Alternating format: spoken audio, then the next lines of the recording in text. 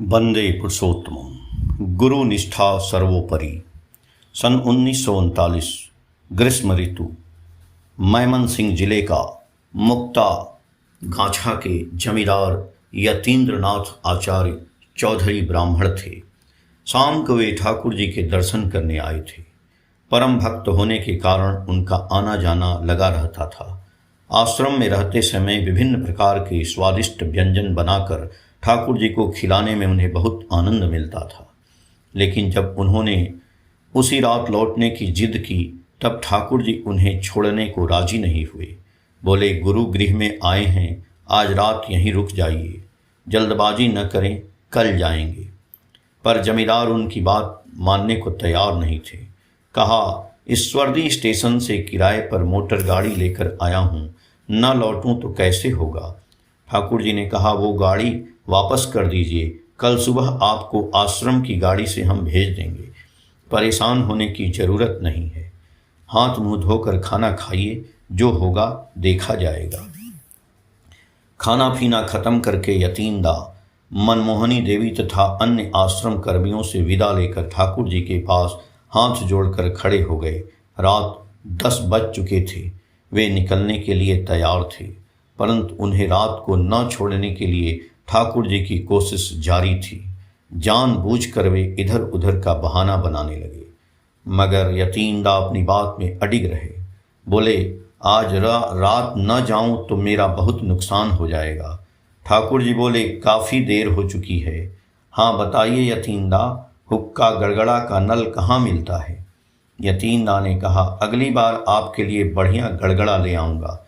ठाकुर जी बोले, वो तो बहुत देर की बात है, सबकी पसंद आपका दिया नल है, सब पता चाहते हैं। तब यतींदा गुरु भाई डॉक्टर हरिपत साहा को पता लिख लेने के लिए अनुरोध करते हैं। उसी समय ठाकुर जी बोले, ऐ कागज पर मत लिखो, कहीं खो जाएगा।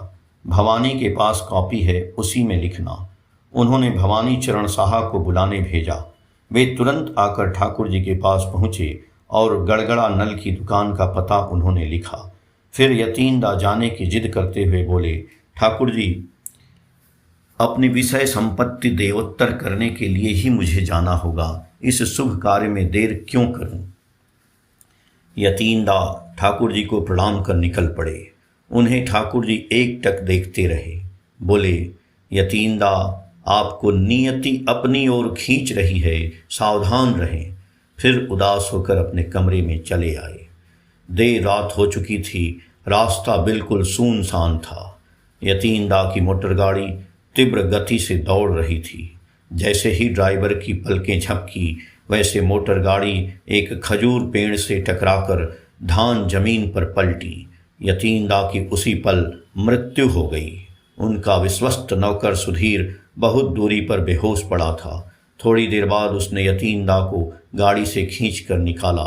उसी समय एक पैसेंजर बस ईश्वरदी से पावना की ओर आ रही थी। गाड़ी रोककर सुधीर ने ड्राइवर को सारी बातें बताई और हिमायतपुर सत्संग आश्रम को तुरंत सूचना देने के लिए विनती की। ठाकुर जी ने खबर पाते ही आश्रम से गाड़ी तथा कुछ भक्तों को दुर्घटना स्थल पर भेजा और आहत लोगों की पावना अस्पताल में चिकित्सा की व्यवस्था करवाई। आश्रम में ही यतींदा का विधिवत अंतिम संस्कार हुआ।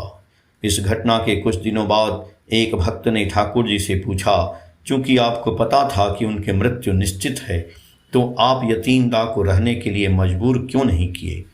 ठाकुर जी बोले, जब यतींदा मेरे पास आए, मैंने देखा ये यतींदा नहीं बल्कि उनका प्रेत है। रात को उन्हें बार बार रोकने को कहा, पर उन्होंने मेरी बात नहीं सुनी। इंसान जितना कष्ट भोगता है, उससे कई गुना कष्ट मुझे होता है, पर मैं क्या करूं, यह मेरे अधिकार में नहीं है।